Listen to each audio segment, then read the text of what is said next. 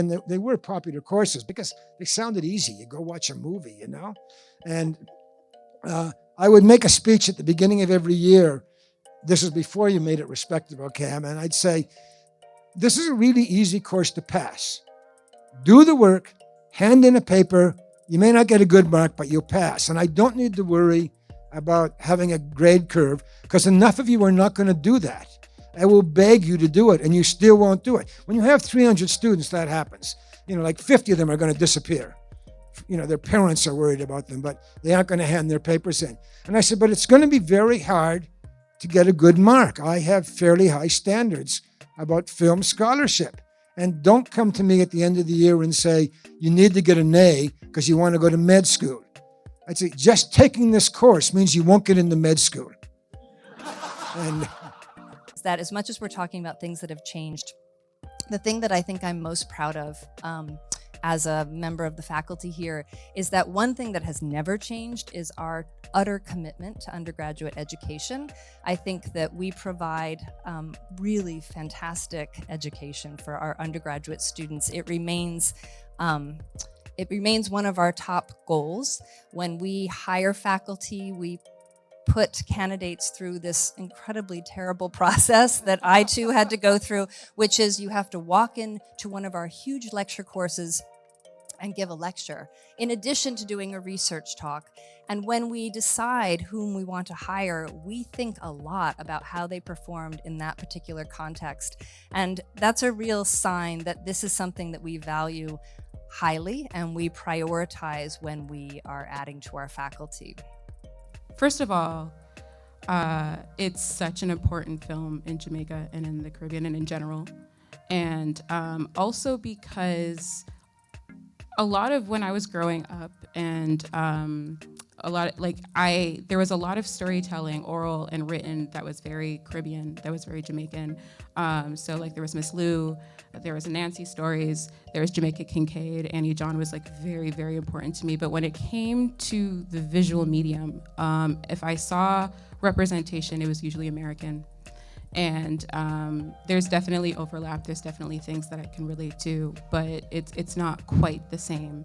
And being in CSI, cinema studies, and being in your course opened, in general, me up to seeing film from different regions, and coming across this movie was really important to me to see it in a different medium. So I was just thinking back to like my experience, my 4 years when I was here, and what movies really stood out to me, and this was one of them.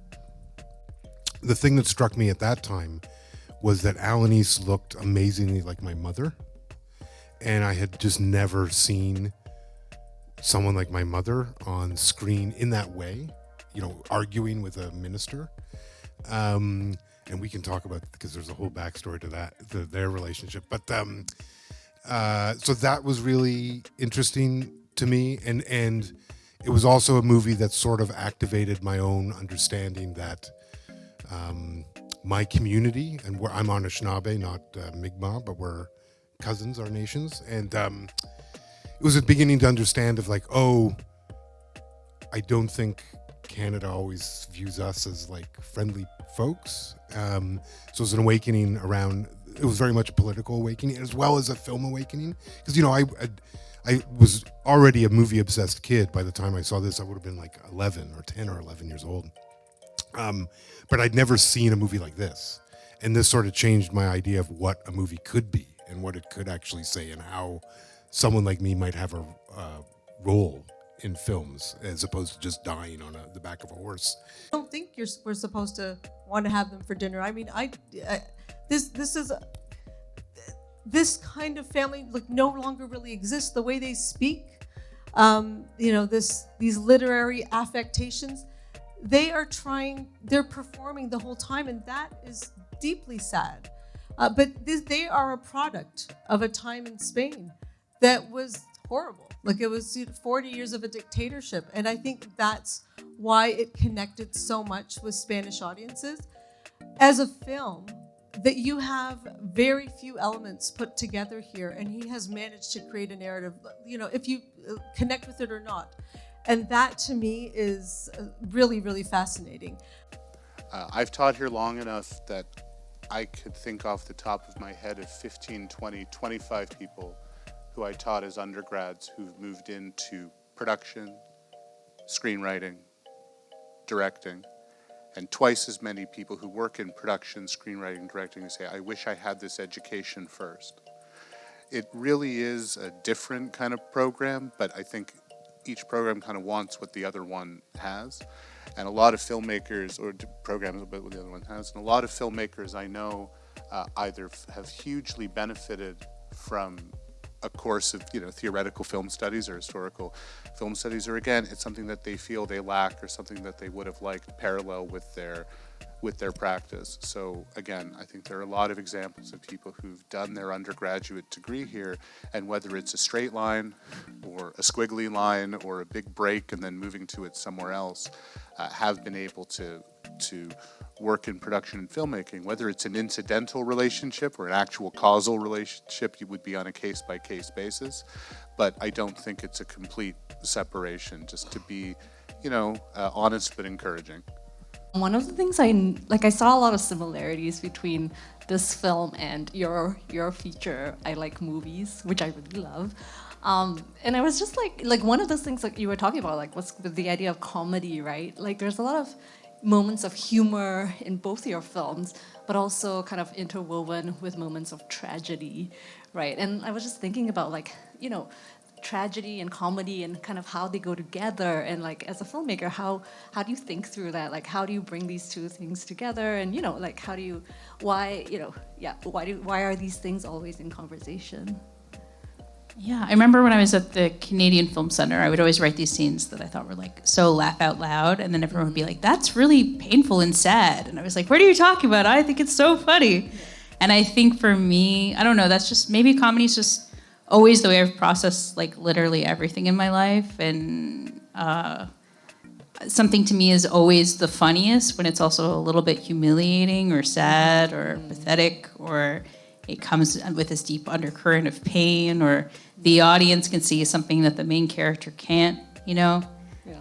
So for me, I don't know, I always think those are the funniest things, weirdly. Like the Toronto Film Critics Association, before I was a member, before myself or Adam were a member, they named Magnolia the best picture of 1999. And so this is like kind of like the biggest point in history for Toronto Film Critics, for the Toronto Film Critics Association's history. Is like, back then we didn't have this big fancy awards gala that we have now, with all the ceremony and pomp. It was just literally like they named their awards, and they would have dinner at the back of an Italian restaurant, and Paul Thomas Anderson and Fiona Apple showed up to that dinner to just hang there with all the Toronto film critics. So I always thought that was kind of a fascinating, like his connection to Toronto. Also, I understand that rumor has it he Skyped into a class here once. I think I'm the oldest member of the faculty president. I don't remember. So it's just that. a rumor? Okay. It could have happened. It's true. There you go.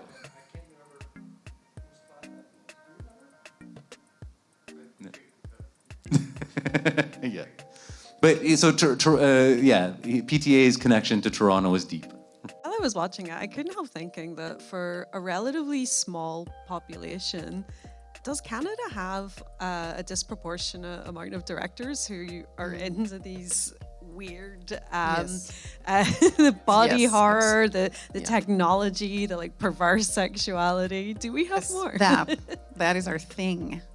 And this whole like Go Canada moment we're in right now, I think that should be put at the front of it. You know what we got, USA? Perversion. We're a bunch of perverts. Yes, we have absolutely, for those of you who are sci-fi fans or horror fans or fans, I hope, and fans of Canadian cinema, there's a huge history of horror films. And you can, I guess, thank the tax shelter years, like the era in the 70s where there was these like kind of like tax shelters literally and you could kind of like get huge return for investments if you put money towards culture, in this case film, and a lot of kind of wacky films and a lot of horror films, not all of them great, in fact very few of them great, were made then. And I think there was a seed there of a lot of filmmakers who got to do a lot. And then of course we have like the Cronenbergs of the world and all the people that followed, but even films like Black Christmas. Like there's just a lot of sort of like seminal Canadian films happen to be pretty weird, which I think I do think it is a point of pride in For students, the one reason to take them close to experimental film is that's where the nuts and bolts, machinery and so on of the cinema exposed itself to their view and could learn about it. There's also the other thing is that here you are, you're 20 years old, you're looking at a $20 million film on the screen, and by the way, that's not very expensive, right? And it seems so far out of reach. But if you sit down with someone who's made a film for $9, okay, and there are filmmakers who've made beautiful films for not much more than that. Phil Hoffman, for example, made a whole suite of films that were very inexpensive to make and very, very beautiful. He's now a professor at York University. Students felt a point of access, but still admired and respected these filmmakers as artists. That was the thing you might aspire to. But here's the really encouraging thing is that when I say I made my first feature for $25,000 in 1984, most of that was spent on film stock, right? So I think, and I've said this, and I really think that I could still make that feature the way I shot it now with digital technology. And it would look better, it would sound better. So it's like you just really don't let the idea of how films are normally made prevent you from like just telling a story if you're passionate enough about it. Like look at the two biggest Oscar contenders this year, like The Brutalist and Anora. They were made for like really small amounts of money and unbelievable production value because people were just super passionate about it. So that's what you have going for you at this point, is just working with your friends and, like even the people I was working with 40 years more, 45 years ago at the Hart House Film Board, there was like just a group of us that were using the the cameras and the editing equipment they had there. I will say at that time it wasn't as competitive, like it wasn't like something that everyone wanted to do. And here's the crazy thing is that equipment that I was using was the same equipment that David Cronenberg was using when he was at U of T before me. So that's also was kind of like, oh, this is the same Aeroflex that he must have been using. So it was kind of, it's interesting. Like, given the fact that we don't have film production technically at U of T, right, still? But it's amazing, like there is this tradition of filmmakers coming through here who are studying other stuff or doing cinema studies, but using the energy of this place. And it's really a special energy, of course, and that's what we're celebrating. Yeah, yay U of T, right? So, yeah.